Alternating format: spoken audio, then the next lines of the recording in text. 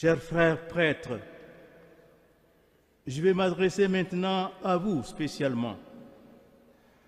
Le saint sacrifice de la messe est le lieu où vous trouverez la lumière pour votre ministère. Le monde que nous vivons nous sollicite sans cesse. Nous sommes constamment en mouvement. Le danger serait grand de nous prendre pour des travailleurs sociaux. Nous ne porterons plus alors au monde la lumière de Dieu, mais notre propre lumière, qui n'est pas celle qu'attendent les hommes. Sachons nous tourner vers Dieu dans une célébration liturgique recueillie, pleine de respect, de silence et empreinte de sacralité. N'inventons rien dans la liturgie. Recevons tout des dieux et de l'Église. N'y cherchons pas le spectacle ou la réussite. La liturgie nous l'apprend. Être prêtre, ce n'est pas d'abord faire beaucoup. C'est être avec le Seigneur sur la croix.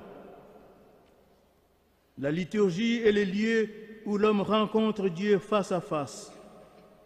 La liturgie est le moment le plus sublime où Dieu nous apprend à reproduire en nous l'image de son Fils Jésus-Christ afin qu'il soit l'aîné d'une multitude.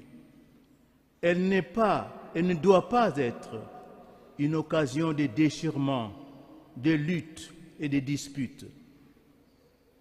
Dans la forme ordinaire, tout comme dans la forme extraordinaire du rite romain, l'essentiel est de nous tourner vers la croix, vers le Christ, notre Orient, notre tout, notre unique horizon.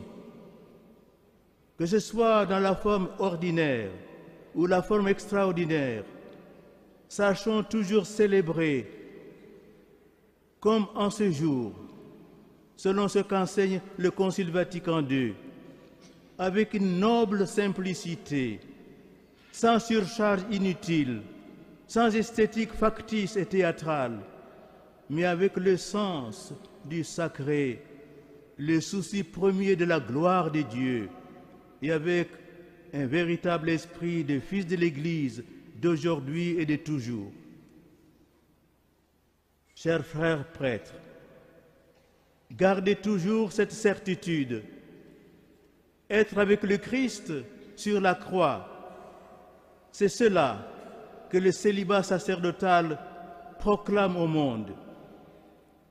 Le projet de nouveau émis par certains de détacher le célibat du sacerdoce en conférant le sacrement de l'ordre à des hommes mariés, les viri probati, pour, disent-ils, des raisons ou des nécessités pastorales, aura pour grave conséquence, en réalité, de rompre définitivement avec la tradition apostolique. Nous allons fabriquer un sacerdoce à notre taille humaine, mais nous ne perpétuons pas, nous ne prolongeons pas le sacerdoce du Christ, obéissant, pauvre et chaste. En effet, le prêtre n'est pas seulement un alter Christus, un autre Christ, mais il est vraiment ipse Christus. Il est le Christ lui-même. Et c'est pour cela qu'à la suite du Christ et de l'Église, le prêtre sera toujours un signe de contradiction.